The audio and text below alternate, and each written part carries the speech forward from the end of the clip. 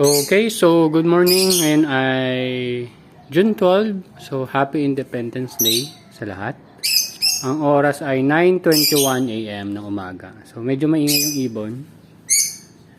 Pakita ko lang sa inyo kung anong meron tayo ngayon dito. May papaya oh. Hindi ko lang kung tutubo. Kung papatubuin ko yan hanggang lumaki. Ito, inaalog-alog ko lang. Kasi baka yun yung dapat gawin. Pero hindi ako nag-ano dyan. Hindi ako nag-trim or nagtanggal ng mga suckers. Kasi sabi ni nanay sa kanya daw yan. Kaya hindi ko pinapakilaman. So yung dito naman, itong mga tubes. Kung nakita nyo ito.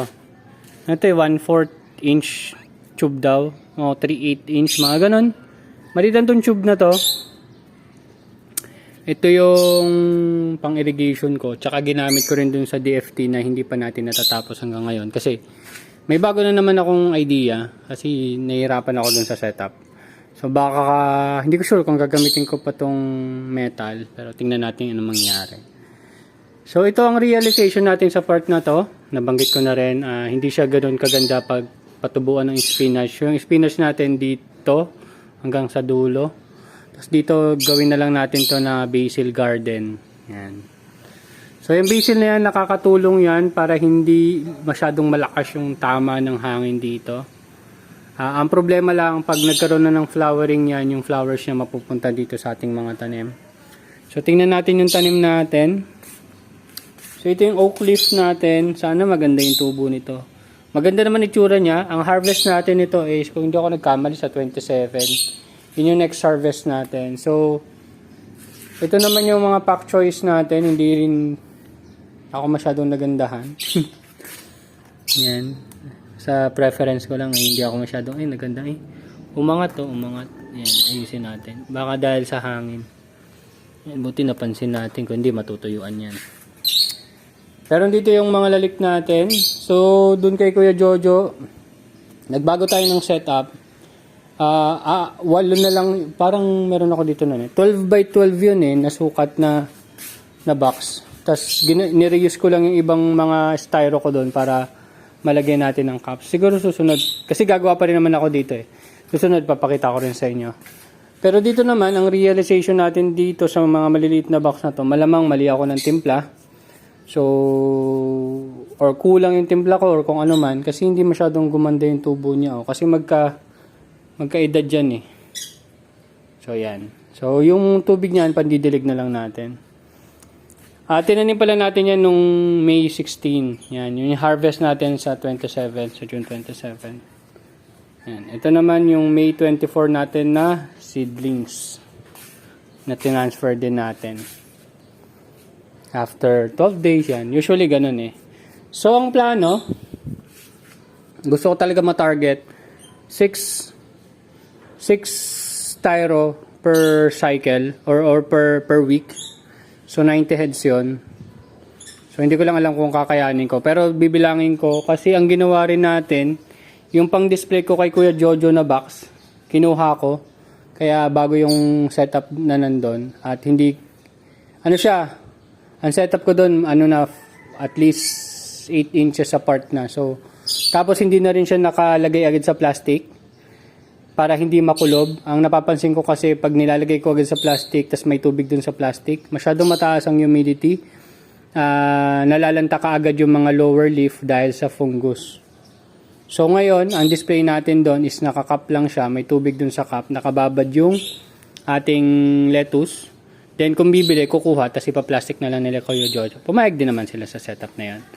So ito naman, ito yung panibagong nabanggit ko sa inyo nung last time na styro board, which is ginamit ko na rin naman, nakita nyo naman doon. Pero bakit ko siya pinupush ngayon or tinatrial ngayon?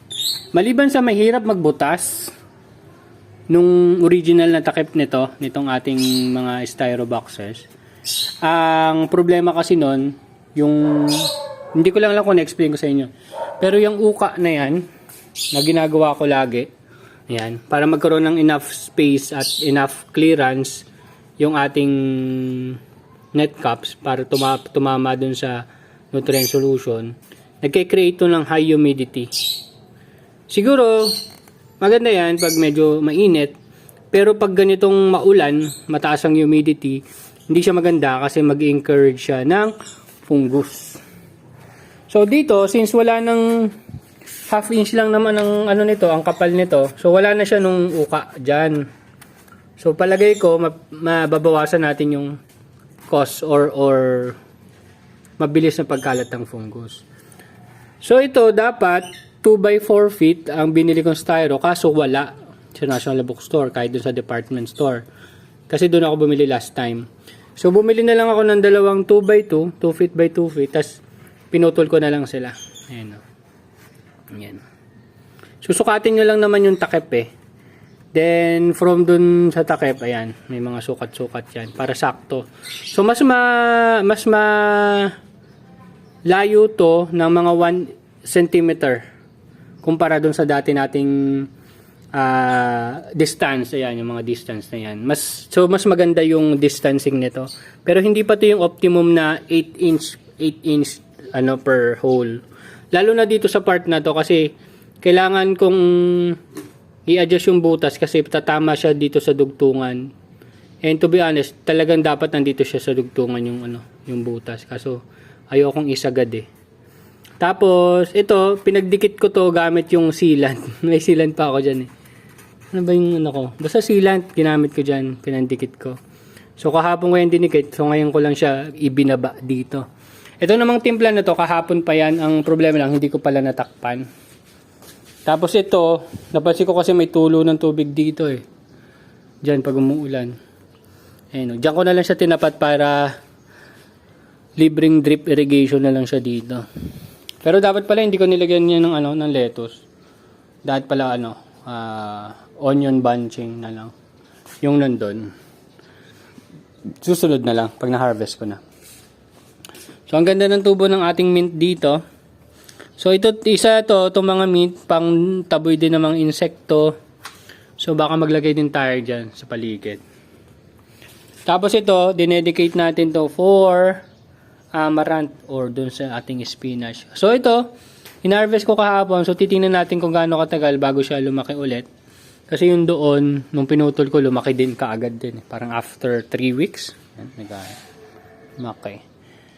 Tapos ayan, naso ko. Ito yung isa pa. Yan, isa pa. Hindi naman siya ganoong katibay eh, pero pwede na at least hindi ko na alahanin na matatangay ng hangin or kung ano man. Yan, matibay naman. Lagay lang natin ulit dito. Yan.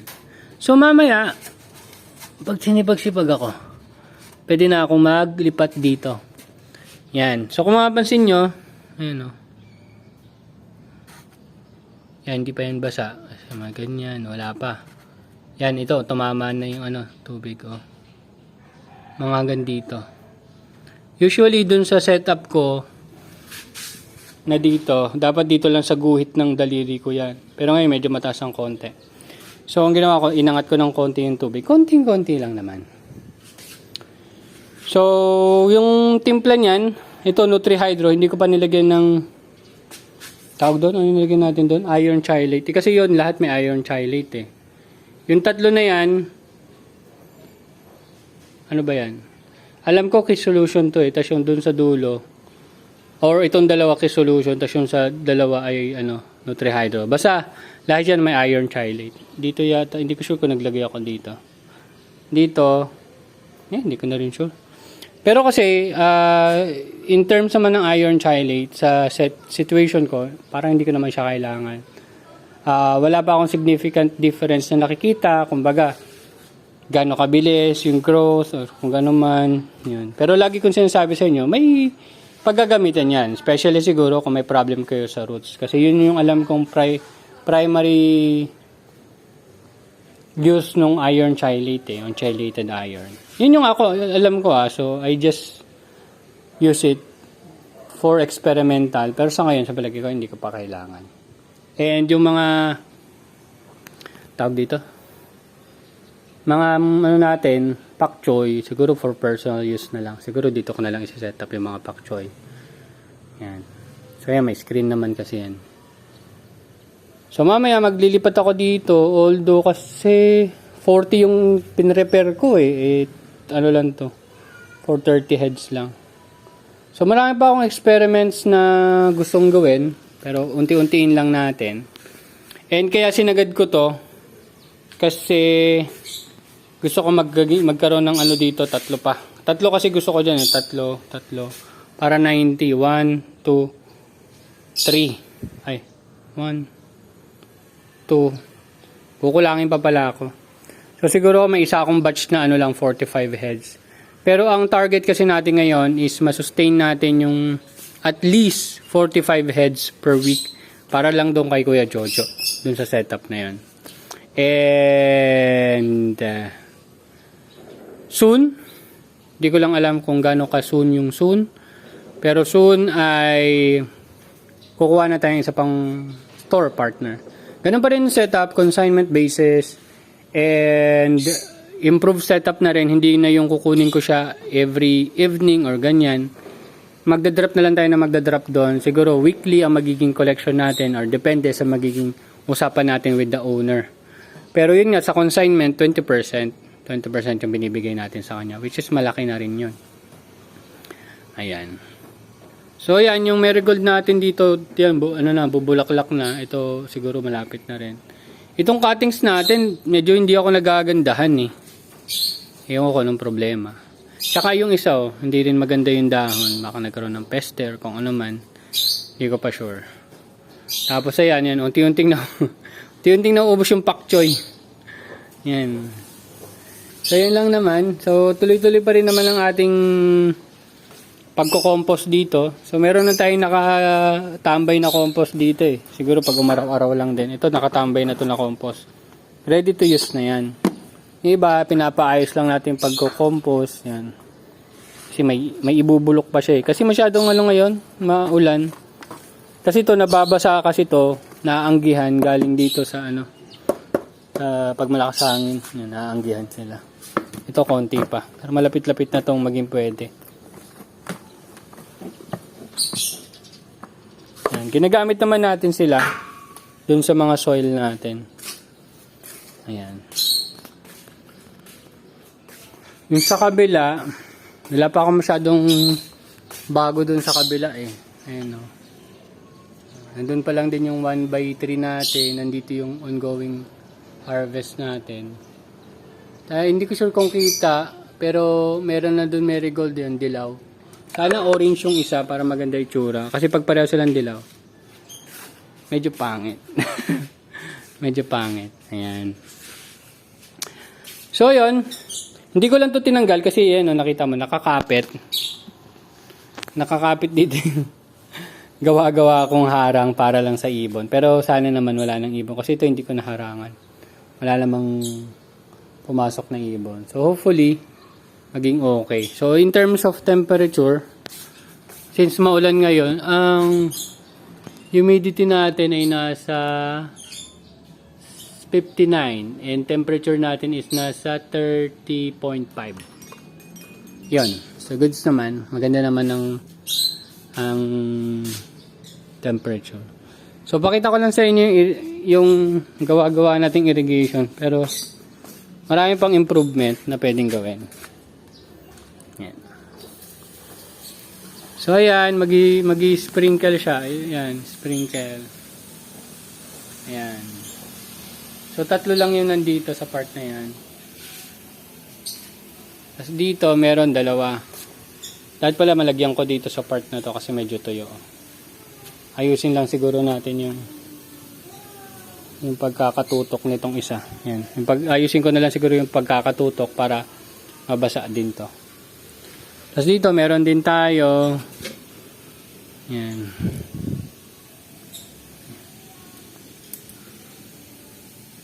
Ito. Ayan. Meron tayo dyan. Ay.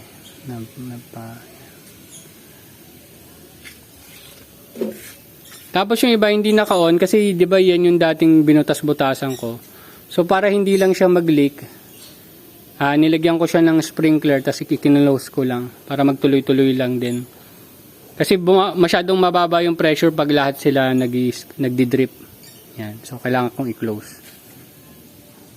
Yan.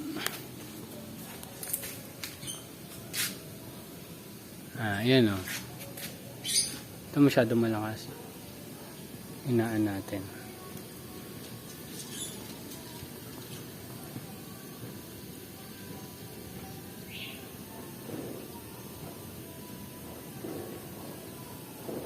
Yan, pwede na yan. Pwede na yung drip lang siya. Kasi meron din dito. Ito kailangan takpan ko pa to. Yung pa pala sa taas. Oh. Yung may mga tali na ganyan, tatakpan natin yan. Pwede natin pa-straight through. Kasi masyado nang marami. Pag masyadong marami, hihina yung pressure. Tapos hindi na siya umaabot dun sa dulo. So, tingnan natin kung umaabot sa dulo. Wait lang. Okay, so dito yung pinakadulo niya. Ano yung pinakadulo ko? Dito. Ayan o. So, mapansin nyo, wala nagdi-drip. Wala doon. So, tingnan natin kung hanggang saan yung abot yung tubig natin. Ito, meron naman dito. Ayan o. So, medyo malayo na. Tatakpan lang natin yung ibang mga, ayan, yung mga katulad ng ganito. Para umabot yung pressure hanggang dun sa dulo. So, paunti-unti ko lang kasi ginagawa, tinatamad kasi ako. Siguro pa dalawa-dalawa, puputulin ko. Tapos, kukonek. Yan. Ganun ang ginagawa ko sa ngayon. So far, so good. Ito lang, kailangan maayos ko para hindi siya malagyan lahat ng ating basil. Pero yan, good siyang basil natin. Magandang tubo ng basil natin at marami pa tayong buto. So, yan. Hopefully, may mga na-share na naman ako na kakaiba or bago. Especially doon kung anong pinaggawa ko doon sa styro and ano yung idea niyan. Ba't tayo nagsubok sa ganyan. Yun. Mostly, nakita ko yung para sa fungus. Kasi ngayong kabila, maganda 'di ba? Pero pag hinarvest mo yun, maganda naman ng roots. Kasi yung ilalim na leaf, may mga severe na tinamaan ng fungus. Yun, yung nagiging na lang yun, personal consumption. Ayan. Yun lang. Thank you very much and see you next updates mga tropa. Bye-bye!